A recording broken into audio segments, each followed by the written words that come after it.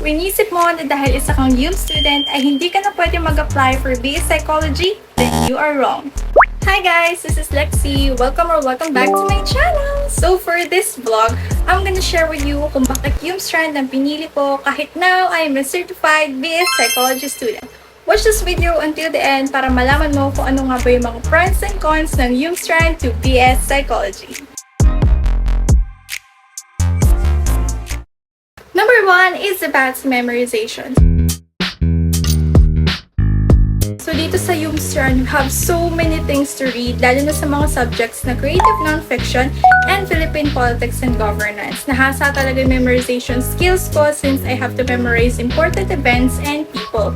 Nakatulong talaga yung memorization skills na na-develop ko sa UM strand dito sa psychology.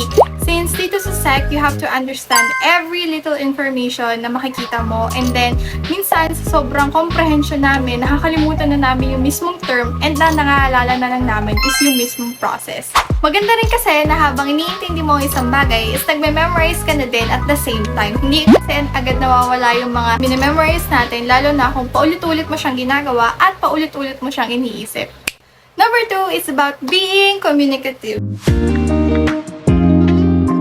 So guys, we UM students are very talkative. Kaya pagdating sa reporting, we exude super confidence. And akala ko, believe it or not, nung high school lang uso ang reporting. Pero araw-araw pala siya sa college. Parang tinatamad na yung mga prof namin mag-discuss. So, psychology concepts are discussed between the students and the professors. So, kapag meron kang di alam, tinatama nila yon. Also, we are super interactive when it comes to the discussions, which leads us to number 3, that opinions are allowed.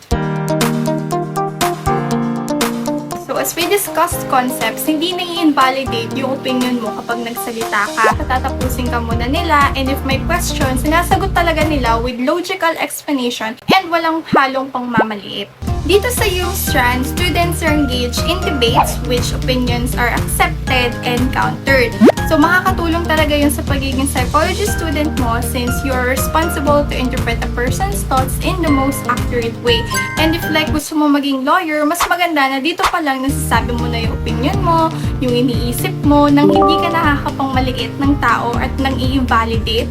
And also, if want mo siyang ipaglaban. Number 4 is about sa writing. So, sa UM strand lang talaga ako nakaranas ng paperwork na kailangan may word count na 500 to 1,000. And nasabi ko rin dati sa video ko about the UM strand, which is this, na talagang kapag nasa UM strand ka, we dealt with words and nilalagay talaga namin siya sa mga activities namin na sinusulat. Sa psychology kasi, usong-uso rin ang pagsusulat since we have a subject na developmental psychology nung first year ko, and dun ko first-hand na experience na magsulat all in essay form na activities namin. And I was very thankful kasi I can play with words. Madami akong alam na words na hindi ko inuulit sa isang essay. And also, we are very adept in using Filipino in English. Pero mostly, English talaga yung magagamit mo since yung mga major subjects is pang English talaga.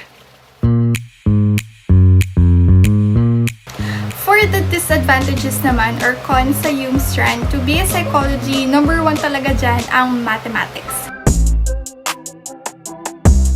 Yes, we have a major and minor mathematics subjects. So if you wanna know yung mga first year subjects ko, I will link kung ano nga ba yon, and for you to go in there after this video. So ayun na nga, math. Ang hirap talaga nang wala kang background sa mathematics and pumunta ka sa course na merong math. So, hindi ko talaga maalam mag-statistics and hindi rin ako maalam masyado sa fractions, decimals, sa pag-drawing ng mga kung ano man yung curve na yan. Talagang mahina ako doon. So, dahil yung strand ako, wala talaga akong kaalam-alam sa mga mathematical equations. Kung meron na mathematics na disadvantages, meron ding science. Lalo na kung BS Psychology talaga yung kunuha mo, mas heavy to sa science kaysa sa mathematics. I can say na wala pa naman ako na-encounter na science subjects, maliban na lang sa STS, pero hindi pa naman kasi siya major, minor pa lang siya. Pagdating natin ng mga bio and chemistry, mahihirapan na talaga tayo mga UMS graduate, lalo na kung wala tayong background sa science. And ako, fortunately, is meron pa naman akong background nung junior high school at hindi nung senior high school. Kung mas type mo talaga na maging super adept, I suggest talaga na mag-STEM ka na.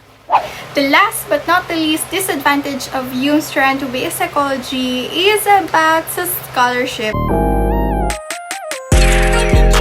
Patagal ko nang sinasabi talaga sa inyo na wala masyadong scholarship ang pagiging UMS graduate and UMS student.